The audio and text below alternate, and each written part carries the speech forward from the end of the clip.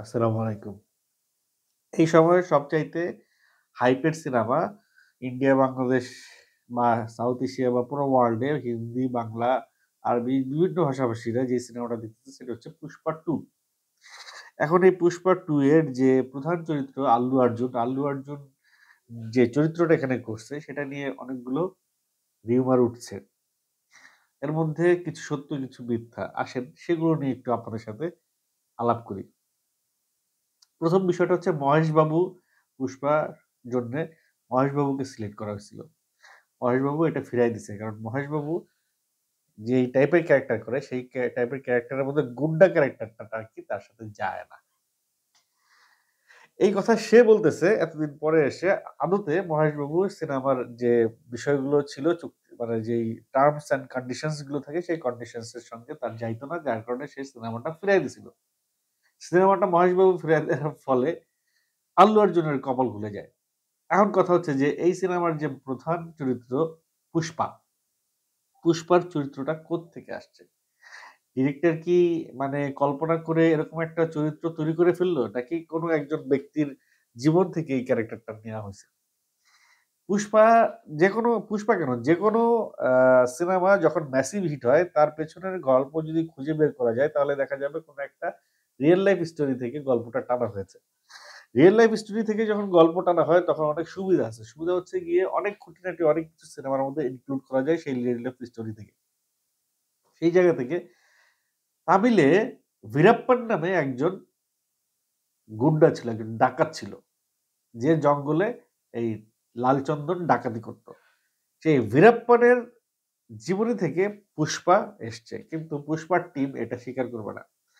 কারণ একটা negative character থেকে একটা নায়কের গল্প আসবে, সেটা যদি ছড়ায় যায় তাইলে পুষ্পার জন্য এটা একটা নেগেটিভ ইমপ্যাক্ট পড়বে। ওই জায়গা থেকে পুষ্পা টিম এটা জীবনেও স্বীকার করবে না। তাইলে আসেন আপনাদেরকে আমি একটু বীরাপ্পানের গল্পটা শোনাই। বিভিন্ন YouTube এর বিভিন্ন কনটেন্ট দেখে যেটা বুঝলাম। সেই গল্পটা আপনাদের সঙ্গে একটু শেয়ার করব। তার সঙ্গেই থাকবেন। আশা করছি আপনাদের কাছে ভালো লাগবে এই গল্পটা। বীরাপ্পান কে ছিল? বীরাপ্পান বেসিক্যালি এক গরিব ঘরে জন্ম নেওয়া এক কৃষকের সন্তান। তার বাবা খুব অনেস্ট লোক ছিল। সে খুব অভাবে দিন কাটতো তার। তো অভাবে দিন কাটতো বলে তার সেটা ভাল লাগতো না। সে আসলে বড়লোক হইতে চাইছিল। সে তখন দেখলো তার চাচা খুব ভালো দিন যায়। তার চাচা একজন স্মাগলার ছিল। তার চাচার সাথে সে ঘোরাফেরা করত এবং চাচার সাথে ঘুরতে সে এই হাতির দাঁত চুরি করা, চন্দন কাঠ চুরি করা, লাল চন্দন চুরি করা এই বিষয়ে তার একটা দক্ষতা হয়ে গেল। এবং যখন এই বিষয়ে সে দক্ষ হয়ে গেল তখন সে তার চাচার টিমকে ছেড়ে সে নিজেই ৪০-৫০ জনকে নিয়ে একটা টিম করে ফেলল। সেই টিম তখন অন্যান্য টিমের চাইতে বেশি আয় করা শুরু করল।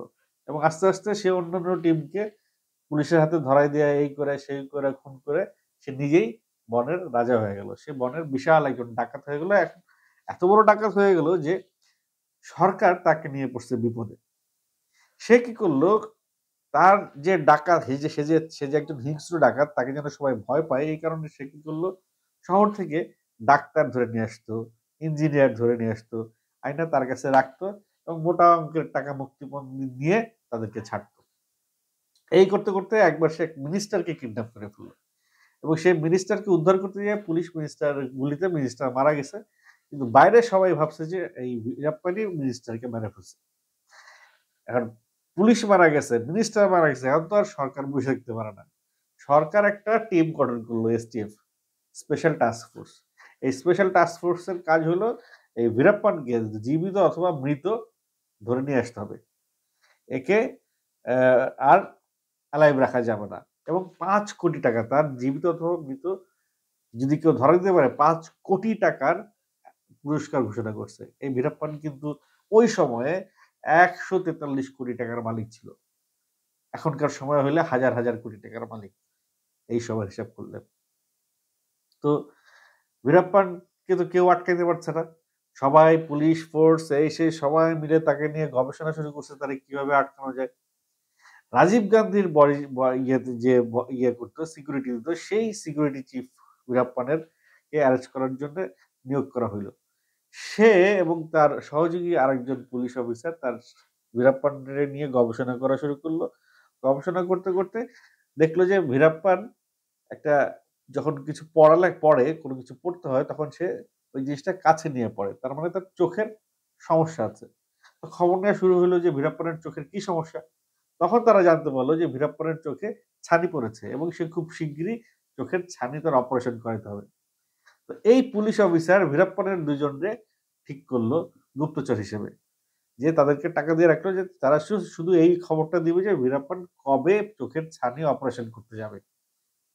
যেই কথা সেই কাজ, তারা ওয়েট করতেছে এবং 15-20 দিন পরে একটা নিউজ আসলো তাদের কাছে যে অমুক তারিখে ভীরাপ্পান ২ দিন আগে, যেই ২ দিন আগে সে জঙ্গল থেকে বেরোবে তার ২ দিন আগে পুলিশের কাছে নিউজ গেল যে ২ দিন পরে ভীরাপ্পান যাবে একটা হসপিটালে তার চোখের ছানির অপারেশন করাইতে।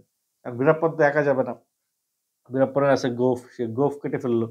কেটে ফেলে সে এমনভাবে বেশ নিল যাতে কেউ চিনতে না পারে। এটা একটা বিষয়। আরেকটা বিষয় হচ্ছে একটা অ্যাম্বুলেন্স ছিল।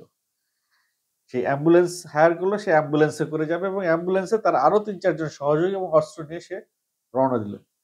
কিন্তু পুলিশ আবার কি করছে, ওই যে অ্যাম্বুলেন্স সে হায়ার করছে সেই অ্যাম্বুলেন্সে পুলিশেরই ২ জন লোক ছদ্মবেশে গেছে। তো ওরা একটা এরিয়া ঠিক করে রাখছে যে এই এরিয়ার ভিতরে অ্যাম্বুলেন্সটা ঢোকার সাথে সাথে ওদেরকে অ্যাটাক করা হবে। যেই কথা সেই কাজ। যখন ওই অ্যাম্বুলেন্সটা নিয়ে পুলিশ ওই তাদের অপারেশন কর্ডনে যখন ঢুকলো, তখন অ্যাম্বুলেন্সটা জাস্ট ঢুকার সাথে সাথে কইসে একটা ব্রেক করে ২ জন ২ পাশ থেকে নেমে গেল। পুরা অ্যাম্বুলেন্সে এখন বীরাপ্পান আর তার সঙ্গীরা একা। এখন আইসা পুলিশ হ্যান্ড মাইকে বলা শুরু করলো, "তুমি সারেন্ডার করো।" বীরাপ্পান কি এভাবে সারেন্ডার করবে? সে গাড়ির ভিতর থেকেই গুলি মারা শুরু করলো এবং সে যখন গুলি মারলো, পাল্টা গুলি মারা শুরু করলো পুলিশ। প্রায় ৩০৯ টা না ১০ টা যেন ১০ রাউন্ড গুলি করছে। গুলি করার পরে দেখলো যে ওদের এন্ড থেকে কোনো গুলি আসতেছে না। তখন গিয়ে পুলিশ অ্যাম্বুলেন্সের কাছে গিয়ে সতর্কভাবে অ্যাম্বুলেন্সের দরজা খোলার পরে দেখলো যে এই কুখ্যাত বীরাপ্পানের দেহ ঝাঁঝরা হয়ে গেছে গুলিতে। এই বীরাপ্পানের গল্প থেকে, এই যে বীরাপ্পানের চন্দন কাঠ চুরি করা, হাতির দাঁত, এই সেই হাবিজাবি দেশে বনের মধ্যে সিন্ডিকেট এবং এই সমস্ত কিছু নিয়ে বীরাপ্পানের গল্প থেকে অনুপ্রাণিত হয়ে পুষ্পার গল্প আসছে।